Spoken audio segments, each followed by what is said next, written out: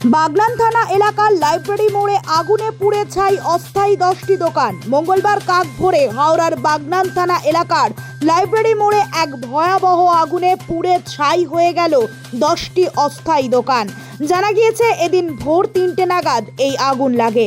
খবর পেয়ে দমকলের 3টি ইঞ্জিন ঘটনাস্থলে গিয়ে 2 ঘন্টার চেষ্টায় আগুন নেভায়। একটি অস্থায়ী দোকানে থাকা গ্যাস সিলিন্ডার ফেটে যায়। পুলিশ এই ঘটনায় একজনকে আটক করেছে বলে প্রাথমিকভাবে জানা গিয়েছে। গতকালকে রাত্রিবেলা সবাই যেমন বাড়ি যায়, অনেকগুলো দোকান ছিল তো পেটের দায়ে সবাই এখানে করেছে, তো সবাই যথারীতি বন্ধ করেই বাড়ি গিয়েছিল। হঠাৎ আজকে প্রায় 4টে নাগাদ রোজা মাসে বিভিন্ন জন রোজার সেহরি করতে উঠেছে। রাত ফোন আসে বিভিন্ন জনের কাছে যে এরকম আগুন ধরে গেছে।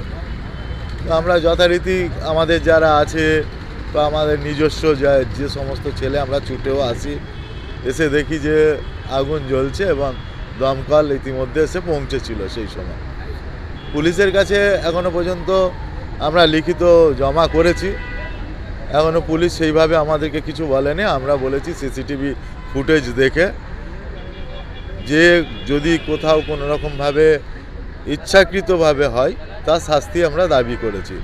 আমরা টোটালটা প্রশাসনের উপর ভরসা রেখেছি।